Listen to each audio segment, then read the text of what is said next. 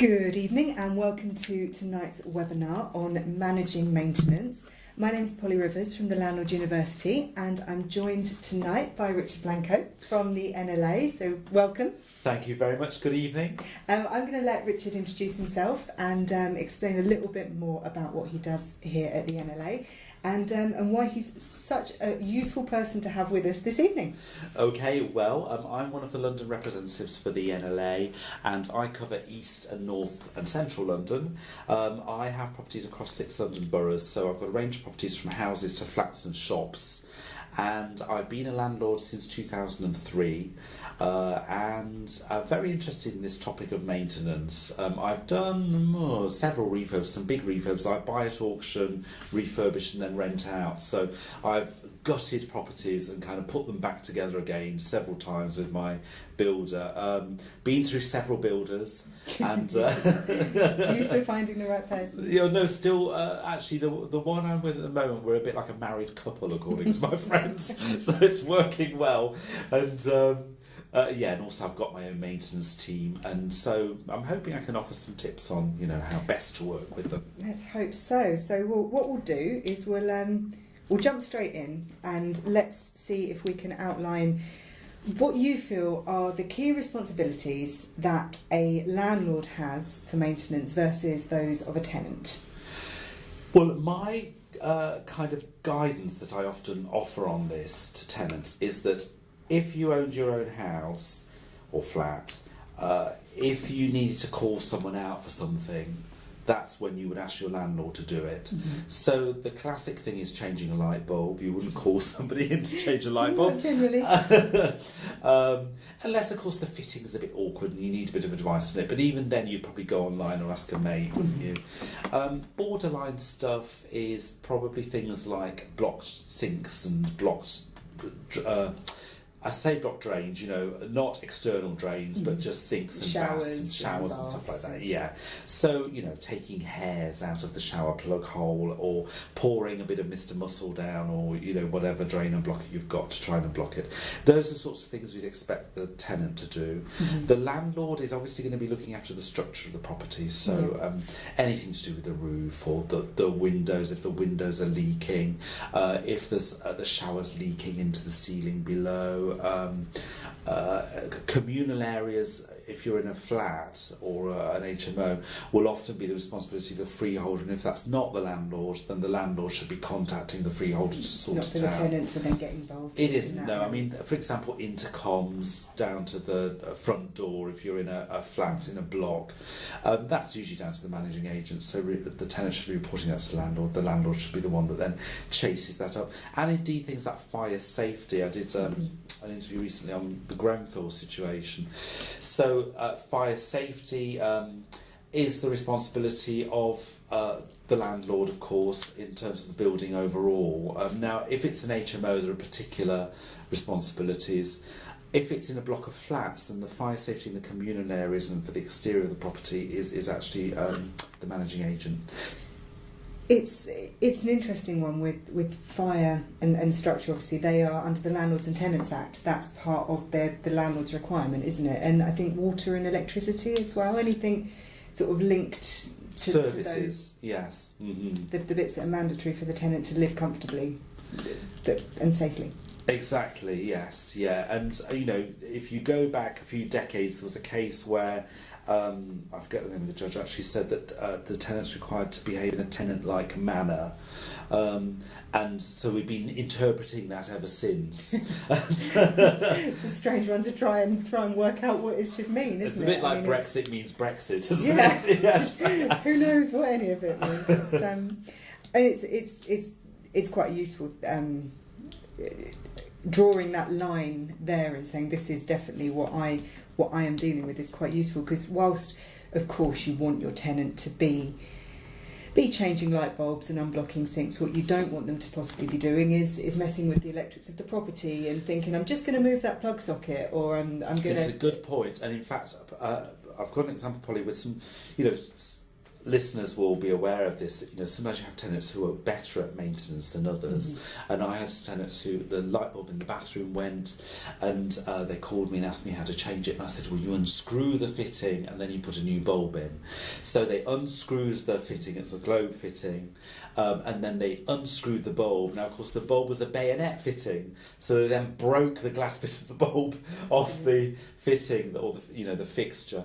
So what I do actually is I give tenants a briefing now, check-in.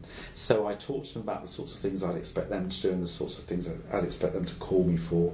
And then I go through a few things. In fact, I've just moved some tenants into that property in Walthamstow, and I now show them how to unscrew that.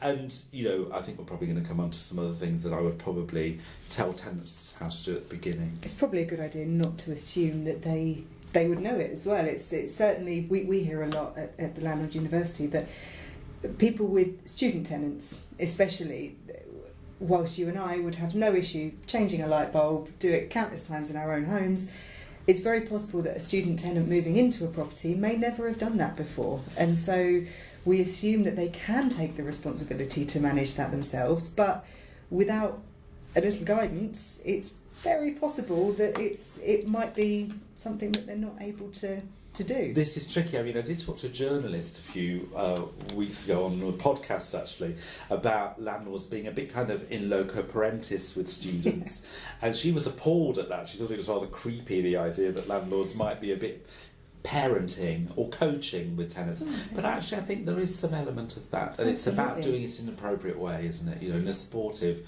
but not. We don't want to spoil their quiet enjoyment, and we don't want to harass them. But you don't want to spoil the light fitting either. No. I mean, the other thing is spotlights, of course. There are two types of spotlight bulbs. I dread them, and they are a pain at the best I never time. put them into when I do a refurb. Although it's tempting to put in nice lighting, I never put spotlights in because I think they're a pain. There are the ones that you push in, the ones that you twist in. Often the fitting falls out of the ceiling when you try and change them, if you're not used to changing them. So I would. This is part of my mission on maintenance, to go for low maintenance options. Make life as easy as possible for Changing everyone. a light bulb is much easier than changing a spotlight fitting, yeah. Absolutely. So whilst we're on the topic of what's the responsibility of the landlord and the tenant, we'll come on to sort of finances a bit later, but the sort of things like light bulbs and things that you kind of ask your tenant to take responsibility for. Should your tenant be paying for those, or does that fall under your remit as a landlord? Should they be physically changing the light bulb, but you then reimbursing them for it? Well, I've never reimbursed tenants for light bulbs. That's an interesting question, actually. Gosh, I've never been asked for a reimbursement. My gut feeling would be bulbs. that you go out, the tenant goes out, buys the light bulb and fits it in their own light. But I wonder if there's ever going to be the issue that would arise that the tenant may think, well, this light bulb will be here once I leave, so therefore it's the landlord's, as it were. Gosh, I mean, we're probably talking about less than £2 for a light bulb on me, so I'd be hesitant to fall out with your tenant over it, but really I would expect tenants to replace those sorts of things. I tend to provide as few electrical appliances as possible, so I tend to provide vacuum cleaners because they encourage cleaning of the property, of course, but I don't provide kettles and toasters and TVs and things like that. It might be partly because of the segment of the market that I'm in, but I just think the more stuff you provide that's likely to break and need to be replaced, the worse it is. The only time I pay for those sort of low-cost things is as an incentive to encourage the tenant to do something. So I would tend to buy some HG mould cleaner because it's the best mould cleaner that I've found, and if there's one of those sitting in the bathroom, the tenant's more likely to use it. But I don't think I'd be buying them light bulbs, no. You sort of provide a gift basket of things that you want to encourage them to use, and it's a great gift basket with some mould cleaner and a light bulb, but it's if that's sort of the gentle push towards them taking better care of your property, then it's a worthwhile purchase. And I would always leave light bulbs in every fitting. I would never leave a fitting without a light bulb. I tend to leave things like lawn feed and weed and stuff like that. I have a lot of stripped floors actually in my properties, and I tend to leave some wood floor cleaner just to sort of demonstrate, the good kind of cleaner to use. I will do things like have lawn sprinklers that I provide them with, because I think if I do that, they're more likely to water the lawn. So I suppose it's a little bit incentivised towards encouraging them to do positive things. So that's kind of the in-tenancy maintenance plan there that you're building in right from the start, right from the get-go, really, the cleaning, the gardening. Do you formalise that in any way? Do you sort of have a document when you move a tenant in and say, okay, so the floors require this sort of care, the garden requires this level of care, and this is what you're expected to do in order to manage that? And is formalising it a good idea? Well, I suppose I formalise it informally, if you like. It's informally formalised. It's not. I mean, the contract says the tenant must look after the garden, maintain its general upkeep, but I have this all important, what I call an induction meeting with the tenant, which is an hour when they first move in, and I have a long list of stuff I'm going to go through, and that's when I will go through all of the stuff I've talked about already. And in fact, I show them how to bleed a radiator, I show them how to change a shower hose, I show them how to sometimes I show them how to top up the boiler, although I'm not keen to encourage that sort of willy-nilly, because I don't want them to mess too much with the boiler. Depends on the type of tenant. If I've got a guy who does maintenance and stuff, who's really up on that, or a woman who does that, then I'd be more likely to perhaps tell them a bit more. And then I always talk about mould, and I always talk about cleaning, and I say, if you choose not to do regular cleaning, when you leave in 3 years' time, the amount of cleaning that's going to have to be done to make up for 3 years of no cleaning is going to be expensive, and so bear that in mind. So I have a good talk through all of that, and for me that's about setting the tone, I think. But I think by doing so, you're being very clear about what you expect from them as a tenant and what they can pass back to you as a landlord, sort of the points of which, and if they're not clear on anything, it's the perfect time to ask, and you're building that relationship as well, aren't you? Yeah, and the inventory can set the tone as well, I think, Polly, because the inventory, I note on the inventory the level of cleanliness, and in fact before I show that to the tenants, I say, how clean do you think the property is? And I just ask that as an open question so that they can say, and then I'll say, well, this is what I want it to be like when you move out.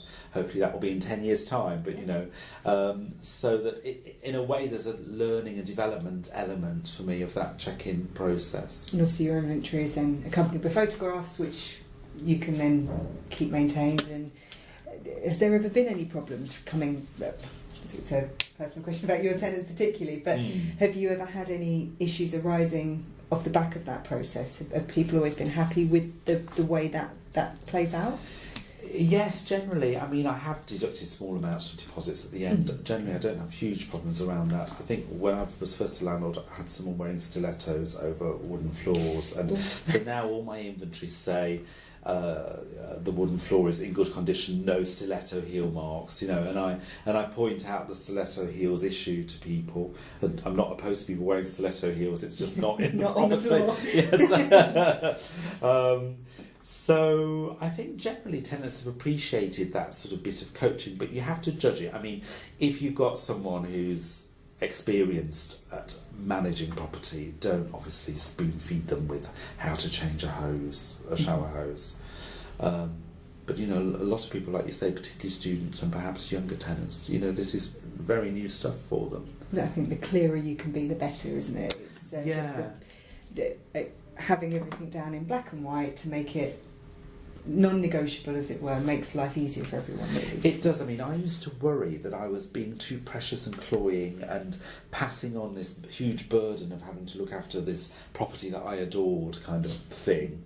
But actually, I've decided that what you're doing is just putting across a message that you care, and that you care about the property, and you care about them having a nice home. And so you would hope that your tenant would care as well. I mean, it's their home, and they, if you pick the correct tenant, you pick somebody that you hope will look after the property in the same way that you would do yourself. And so really you're probably not asking them to do, like you said earlier, treat it as a homeowner situation. So you're kind of asking them to do the things that a homeowner would Yes.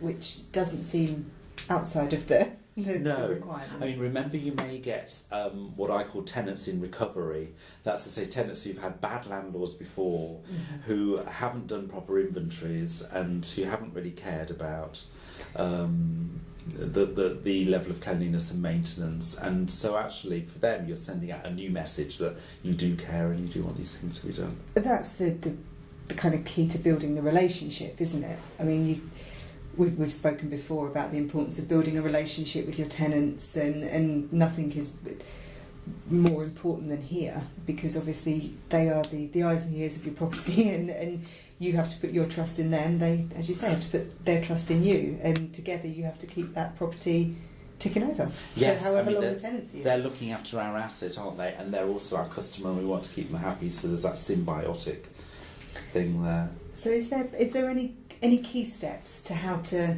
kick that relationship up? Obviously you've spent the time going through the top tips, as it were, to keep minor maintenance tasks. How else do you kind of go about building the ongoing relationship, just to make your life as easy as possible moving forward? Well, I've written a repairs policy now, actually, Okay. and it includes sort of all the various aspects, and I show this to them, and I put it in a tenant handbook at the start. It includes a triaging aspect, so something I borrowed from A&E, really. But it's the idea that when they report a repair, I need a picture. I need a picture and I need a clear description, so that I can triage the repair and decide whether I can go and repair it, whether I can call them and just give them some advice on what to do, or whether I need to get a tradesperson out. And if I'm getting a tradesperson, I want to be able to send the right one. Yeah. So sometimes my initial sort of triaging through email might be about me going out to survey, to have a look and see what's required. And with quite a lot of minor things, I can do them myself. But with other things, then I will get, one of my team out. So that's, and then I always try and follow up after to check that the repair has been satisfactorily completed. Sometimes I will go and have a look myself. I think it's also about trying to create a property that is low maintenance as well. So when you're refurbing it, that you ensure that fixtures and fittings, etc., are low maintenance. I don't know if we're coming on to that, but that's really part of my strategy. Absolutely. It's the triage also is building the paper trail, really, isn't it? There's a definite date that the report has been made, and then if you're asking for a further report once the repair has been carried out, it almost kind of bookends the issue, doesn't it? So you've then built a trail. No property is ever without issues, be it a rental property or your home, my home, that anyone listening this evening's home, that we will all recognise issues that arise in a property. So to be able to say, okay, 10 Acacia Avenue had this issue on this date, this is how it was dealt with, and this is how it was closed off, and the tenant is now happy, that does give you a certain level of control over the situation as well moving forward. If ever there was to be any complaints or anything, you've got that very definite trail of reporting that you could use. Also, we have to recognise that some people will argue there's an imbalance, a power imbalance around repairs, that tenants are a little bit nervous about reporting them because they don't want to annoy the landlord, and then the landlord might decide not to renew the contract, etc. So I think we need to put over a message that I want tenants to report repairs. I'm keen to get the repair done properly. I want them to be happy in the property. The only time when that sort of adage doesn't work is around mice, I find, because there's nothing I can do to eradicate mice totally, in London anyway. I can certainly send someone to treat them on this occasion, but the likelihood of them coming back again next year, I'm afraid, is quite high. Pests are a problem, aren't they? Because it's very difficult to... Mice, as you say, are an issue, certainly in the capital and other big cities. They're an issue, but there are certain pests that are potentially not the fault of the landlord, but they can be the fault of the tenant occasionally, and that can be a lifestyle issue, can't it? That's the tricky one. That's a difficult one to gauge, I would have thought. Well, bed bugs are the classic one now. I think generally bed bugs are brought into the property by someone sleeping there, or, you know, and it could be someone who's been unfortunate enough to have picked them up in a hostel or hotel and stayed overnight, and they brought them in. So it's rare for the landlord to supply the property with bed bugs. Bed bugs come free with your rent. Yes, and then cockroaches, you know, could be a problem in the whole block. Rats, often to do with the sewers, and if you see rats, it's because there's some sort of issue with the sewers, so that's something you need to look at.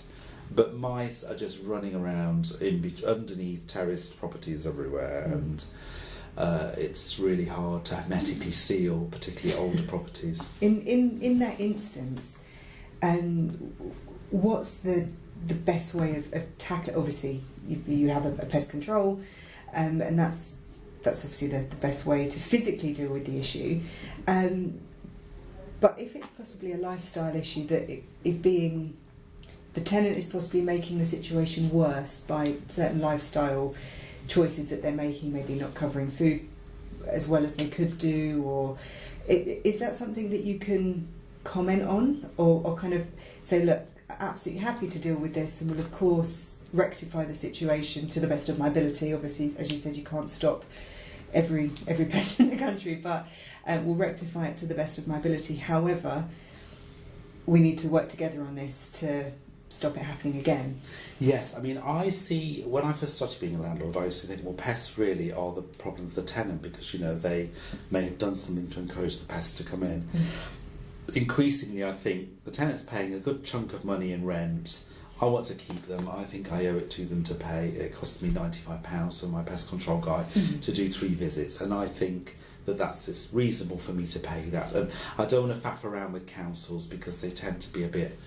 They don't give me time slots. You know, my pest control guy can talk to the tenant and liaise with them, and it's a bit more of a premium service.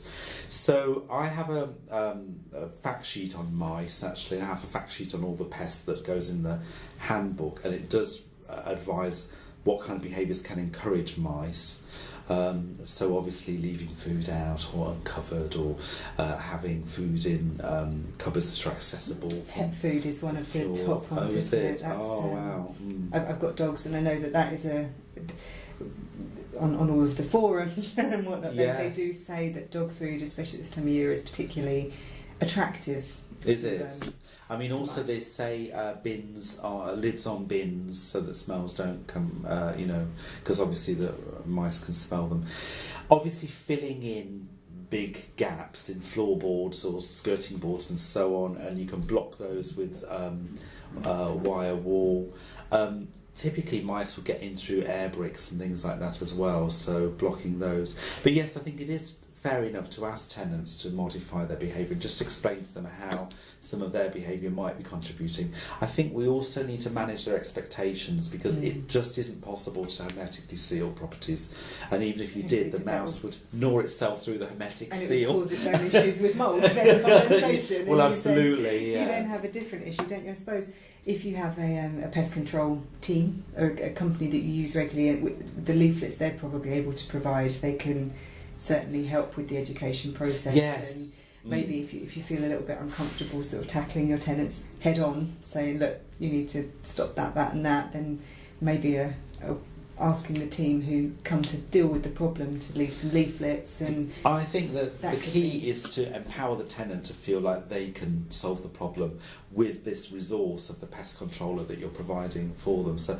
I tend to, you know, instruct the pest controller and then try and let them work together to deal with it, because then it's a learning process for the tenant, isn't it, as well?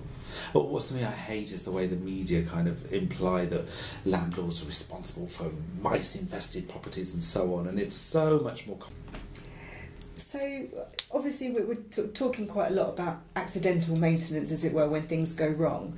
But one of the things we certainly get asked a lot about, and I would imagine you hear a fair amount as well, is what do you do when you have a tenant who wants to make changes that they will then have to maintain, something like decoration? So there are a lot of tenants that want to decorate their properties, especially if they're planning on being there for a while. What's your take on that? I struggle with this actually, Polly. I mean, I've got a colleague in East London who lets tenants decorate the whole flat to their taste, however blingy or, you know.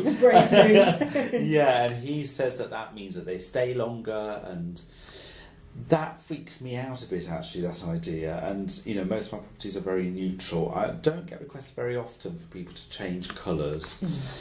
The sort of policy I've had in the past is okay as long as it's not very dark, like a red or a dark blue or a dark brown or some sort of colour that's going to be difficult to cover. And I think I would expect the property to be in neutrals when it's given back. But, you know, there'd be some flexibility on that, because if the tenant's there for 5 years and they move out, I'd expect to have to redecorate anyway. You'd build that into the plan anyway. Yeah, so I think I'd probably say to them, I will require you to paint it back when you move out. But actually, when we get to the point of them moving out, I'd probably, you know, review that and just see what's reasonable. Putting up shelves freaks me out a bit as well, because people can do quite a lot of damage to walls, can't they?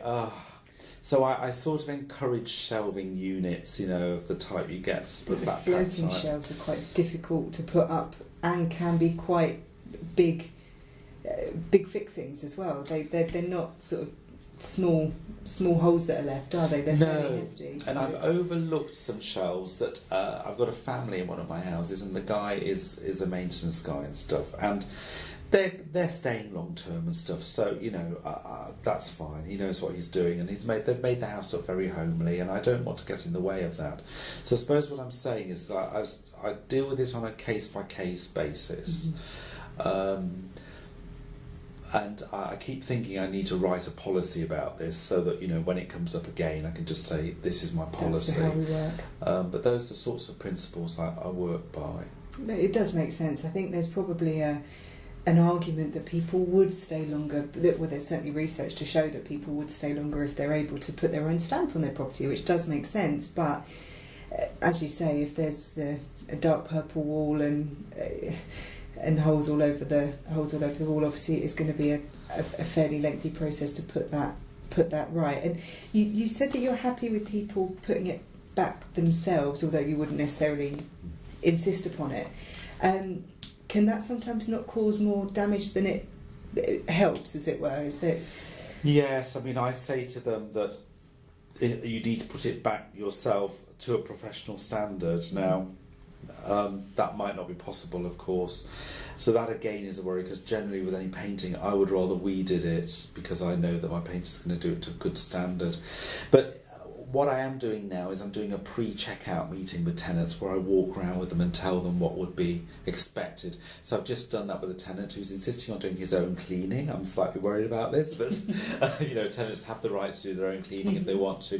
So I've walked around and I've, you know, run my finger along the top of a light fitting, which is very high up, and shown him the dust. And I've said, you know, that's the sort of thing that people forget. I've run my finger along the top of door frames, and you know, the blinds are dusty and the skirting boards are dusty, and we've looked at the oven. And so, you know, I give advice. So I would give advice.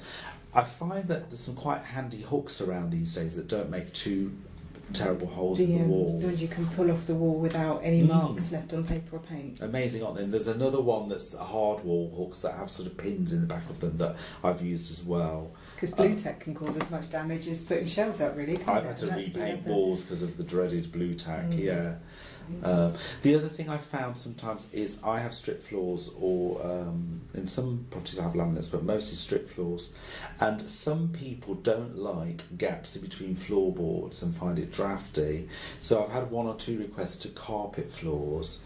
Now, I've generally said to people, can you get rugs?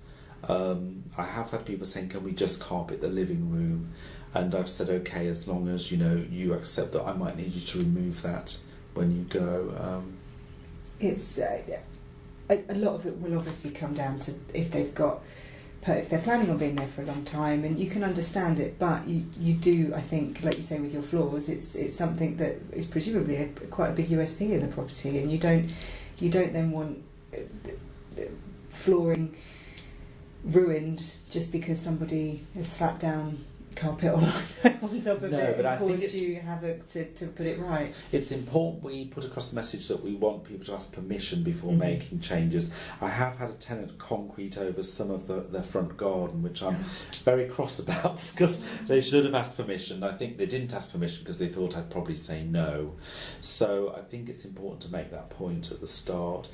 I suppose if you're doing the regular maintenance checks as well, sort of quarterly and every 6 months, they're gonna. It's better to have that sort of open line of communication in place first and foremost, because if you do a regular check and find a concreted garden, you're going to be fairly annoyed. Whereas if obviously they'd approached the situation differently, you may have been able to come to some sort of agreement over it. Well, I'm a great fan of the periodic inspection, you know, and I think if you haven't been to all of your properties in the last 6 months, you should be going to have a look at them to see what kind of condition they're in, what's going on, check there's no subletting. It's really important, I think. Even if you think you've got a good tenant, you know, that's just plodding along nicely, it's just really important to keep tabs on what's going on. And there'll be, I dare say, a few people listening who will be using managing agents. If you've got a managing agent in place and you trust them, they'll presumably be doing those periodic checks on your behalf. Should you be expecting any sort of reports or anything back from those, or is the fact that they're just going to be going and ticking the box enough? I think I would want to report back, and in fact I've got my own form that I fill in when I go around properties, and what I say to the tenant is I'm going to just be checking for repairs issues. I'm going to be checking that you're using the property in accordance with our tenancy agreement. So that means, you know, you've not turned the property into a cannabis factory or sublet it, etc.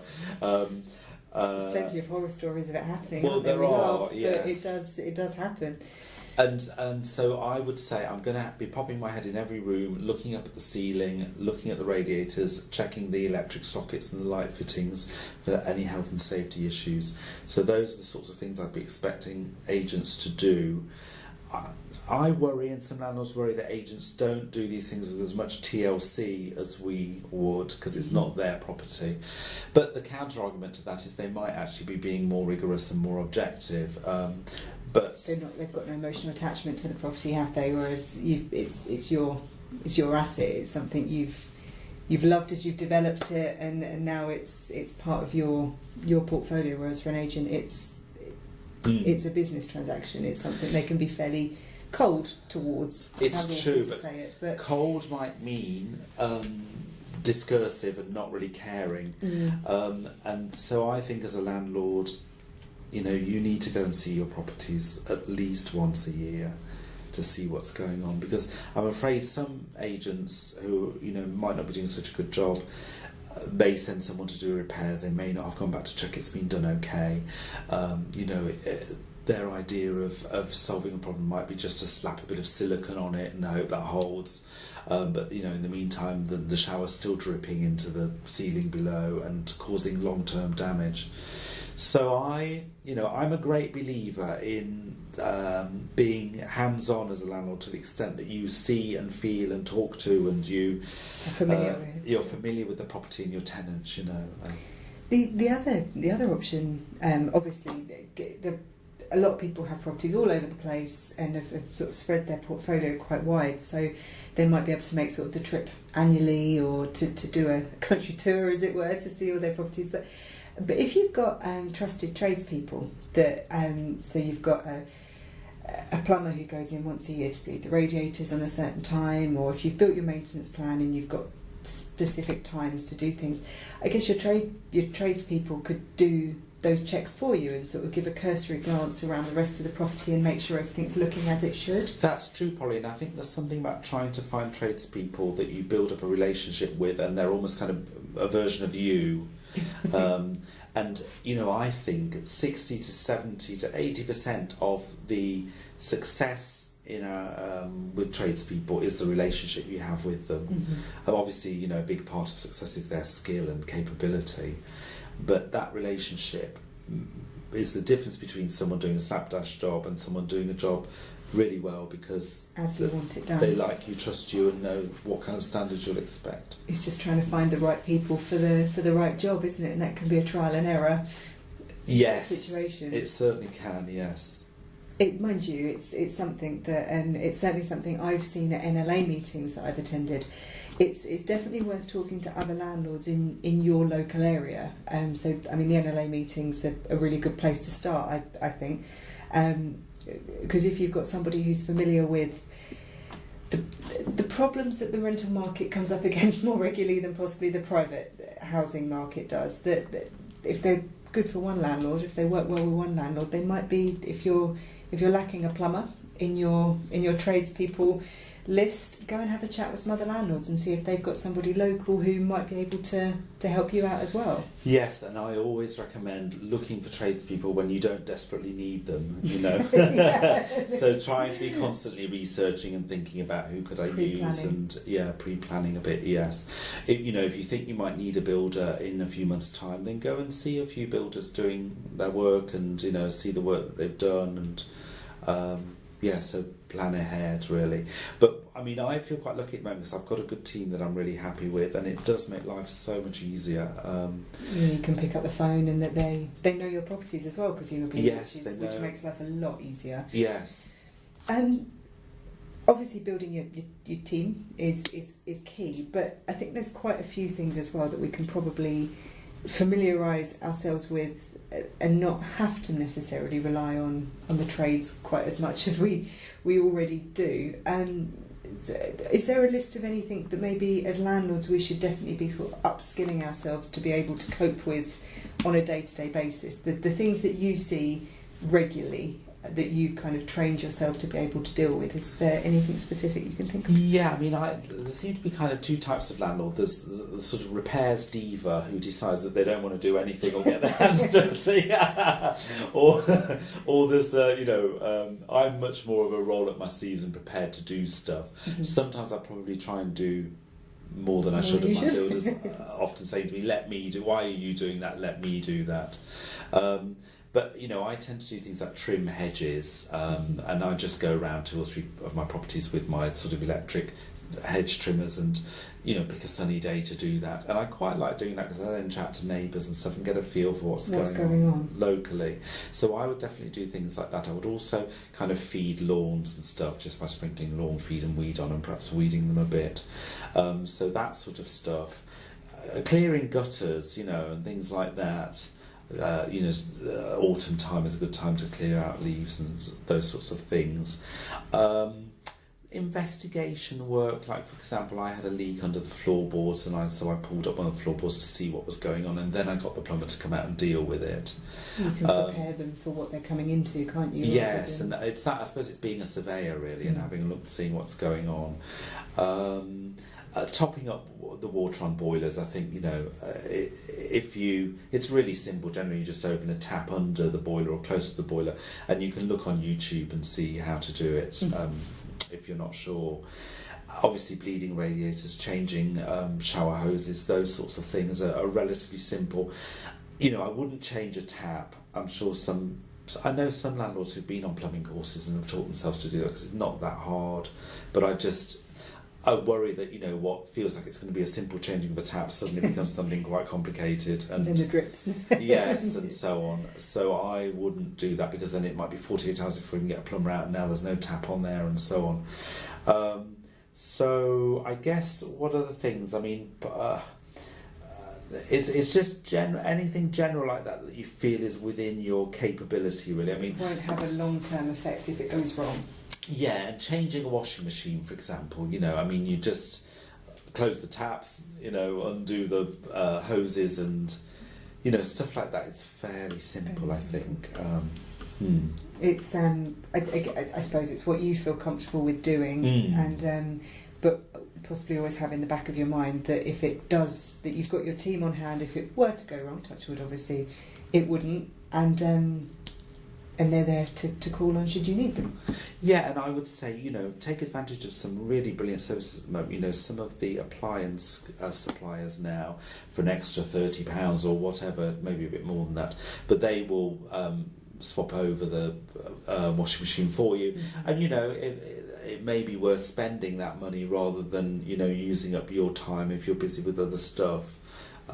So there are lots of options out there to help. But there's always the question, isn't there, of where to spend and where to save when it comes Yes. to maintenance and repairs and whatnot, and specifically with things like carpets. And is that something you, when you're sort of looking with a view to ongoing rolling maintenance, is it something you put down fairly cheap carpet with a view to taking it up at the end of every tenancy and replacing it, or do you put down high quality carpet that can take a lot of heavy duty cleaning? And although that's a kind of an asset within the property, it's building that into your maintenance schedule almost, and trying to work out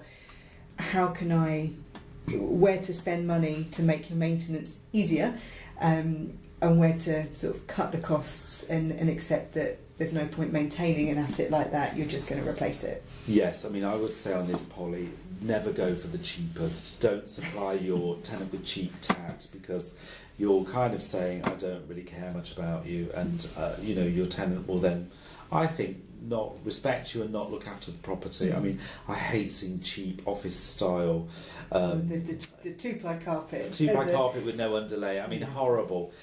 I don't carpet many properties. I just do runners actually in my properties. But I would say generally go for kind of medium, not the most expensive. With appliances, I tend to spend about £250 on washing machines and dishwashers and that sort of thing.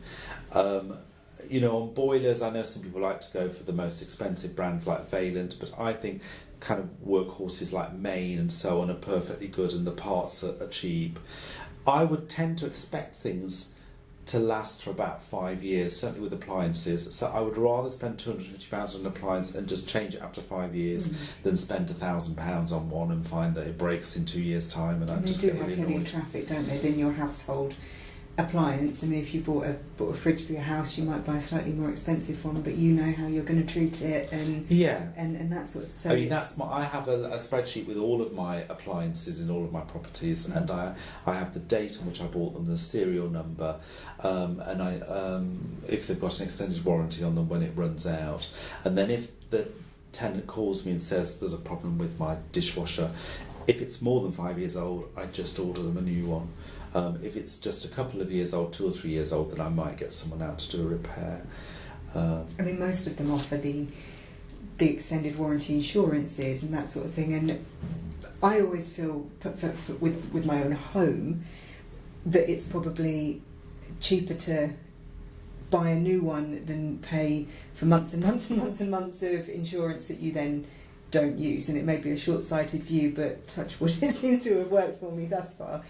But I guess as a landlord with a business, is that something you budget for and have the insurance as part of your budget? Or do you just say, do you know what, rather than paying £10 a month insurance for 5 years, I'm just going to put £10 away or £5 away and hope that will cover it if it goes wrong? I think you have to do the maths and see if it's worth it. So I used to have 5-year extended warranties on appliances that use water, so dishwashers and washing machines, and I used to be able to get that for about £100. I find that it seems to have gone up a bit recently to like 130, 140, and then I start to think, well, a new machine's going to cost me $250. Is it really worth it? Yeah. So that's the calculation you have to make. There used to be a credit card where if you bought stuff on that credit card, it gave you an extra 3 years warranty, but they've stopped that now, so that's frustrating. The other thing I find with boiler warranties is they could be quite cost effective. I think there was one that was at £170 for a 7-year warranty. And a lot of them do the pipes, the flue and everything, don't they? It's everything kind of, okay. It's not just the boiler. I mean, the other thing that I don't like actually, and it's just totally down to people's personal preference, but some of the annual insurance that you pay on boilers I think is really expensive.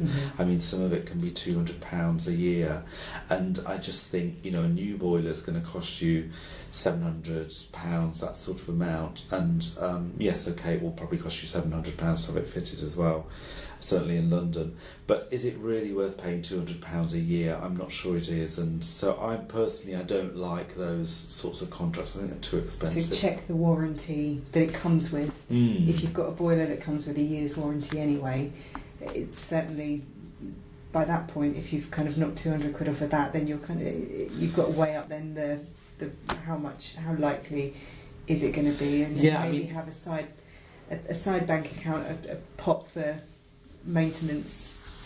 I put £700 a month away for maintenance, so and I do then sometimes have to dip into capital reserves for maintenance. But yes, you should definitely be putting money away every month for maintenance. And I'm not sure how worthwhile extended warranties are. Take a view on it. I think £170 for 7 years on a boiler is fantastic, but £130 for 5 years on a washing machine is not so brilliant, because a new one's going to cost you £250. So there's sorts of calculations you need to make. It's what works for you. But stay on top of them. The minute I install a new appliance, I am recording the serial number, the date of purchase, how much it cost me, and I'm thinking straight away, after 5 years, if this goes wrong, it's going in the bin. It's easier to get shot when it starts to mess about than worry about the headache that it's going to cause you. Particularly with boilers, actually, Polly. Yeah. I mean, I had a boiler. It was a glowworm which I'd only had for 4 years, and it was causing me so many problems. And I just thought, I'm just going to change it, because you can very quickly tot up repair costs of 400, 500 on a boiler, and you might as well have just got a new one. And saved your tenants possibly a lot of headaches as well, and again, that does show that you're playing your part and doing the best you can for them, and hopefully then they'll reciprocate and do the same thing. Exactly, yes, yeah. Okie dokie. Well, we've kind of covered quite a lot, I think, this evening. Have you got sort of some top tips as to how to manage maintenance in a nutshell?